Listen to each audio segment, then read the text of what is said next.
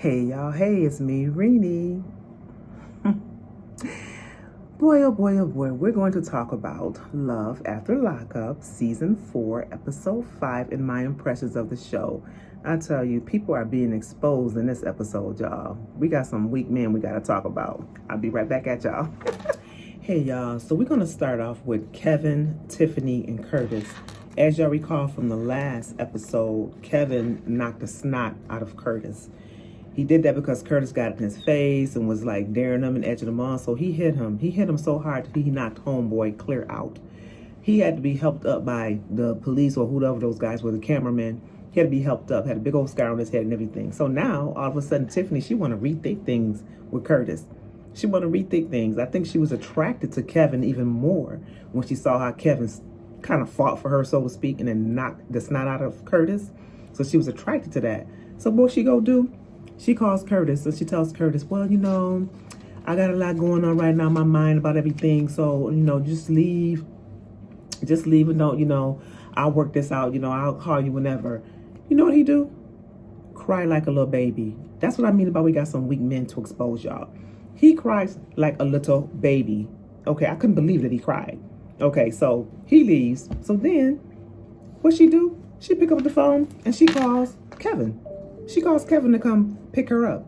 And Kevin, in my opinion, is weak too because Kevin agreed to come pick her up. I wouldn't have not picked that child up after she act like she didn't even know Kevin, walked right past him when she was there. If I was Kevin, I would have kept on driving and left her behind there. So she playing a game, y'all. She playing the game talking about some, oh, now Kevin, he ain't gonna be able to get rid of me that easy, blah, blah, blah, blah, blah. Girl, you wasn't even thinking about Kevin. You was about to go try to start something with your old high school friend. And now you saw how weak he is. Now you want to call Kevin. Girl, bye. Yeah, so we're going to now talk about Kyla and Marcel. Ain't really too much to say on them. As you know, the last time they got into this big argument because she felt like he was throwing shade on her about her apartment. She had little crumbs on the stove, so she felt disrespected by that. He left, returned the next day. And it's still, where it was left off before.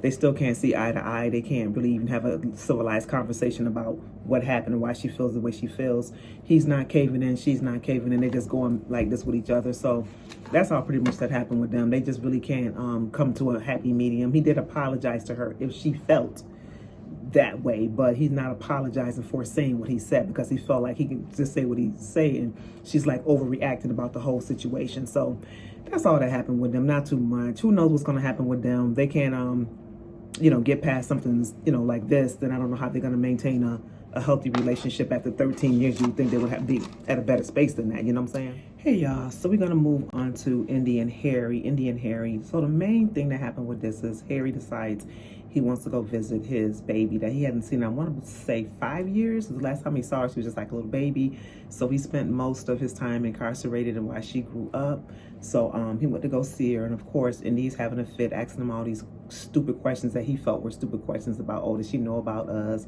Does she know that you're living with us? I want to meet the ex. Is these feelings going to start coming back up? Did you tell her this? And he looked at her like, wait, what?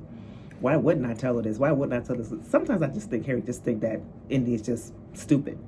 But anyways, he goes meet the daughter and stuff, and she does look like him. She's a beautiful little girl. She's all happy to see her father. They hug it up. He's spending time with his daughter, bonding with her, and getting reacquainted.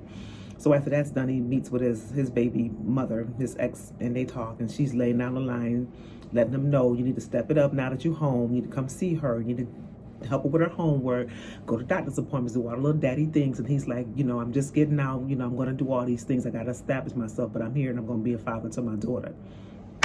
So that was that. One of the things that I found very interesting about something that Harry said during this episode when he was interviewing with the producers or whatever, he made mention that he only know Indy from just phone calls and JPEG. And he's like, I can't marry you.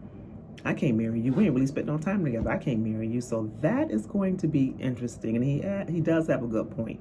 Although they've been dating for, I think, a year or whatever, but they've never really had an opportunity to be together outside of just talking on the phone and emails through JPEG and all that stuff. So it's going to get interesting down the line, y'all. It's going to get interesting. So the last couple we're going to talk about, guys, is Lacey and Antoine. Lacey and Antoine. So Lacey all happy. She going to get Antoine. He's getting released. So she's getting her house together, hanging up welcome homes and balloons and cooking and all this other stuff. And so she's just overly excited and happy. So she drives. I think she said it was like a 3-hour drive. She drives to go get him. So she gets there and clearly she's just over the top happy. He comes out, she's all hugging all over him. You know, at first, you know, he was hugging her back and stuff, but then she just kept on holding on to him and hugging him. Oh, I love you, I love you, I love you. But he really wasn't reciprocating that back as strong as her. Like, she was just like overly just all over him, like literally. And he was just, you know, just doing the bare minimum. I mean, in fact, even when they got in the car, he was acting like he didn't even want to hold her hand. When she tried to hold his hand, he was like, oh, it's sweaty, it's wet. You know what I'm saying? He wasn't really into her like that. You know, she all touching his face and trying to hug him and all this other stuff. He just wasn't returning it back. And the kicker, y'all, the kicker is when she kissed him and he wiped that kiss off all hard like this. Right in front of her face. I was like, wait, what? So she goes, did you just wipe off my kiss? He was like, yeah, it was wet. It was wet. I'm like, you know what? He not into you, honey. It's only going to be a matter of time. He's not that into you. I'm telling you right now. And that's what some of these prisoners do.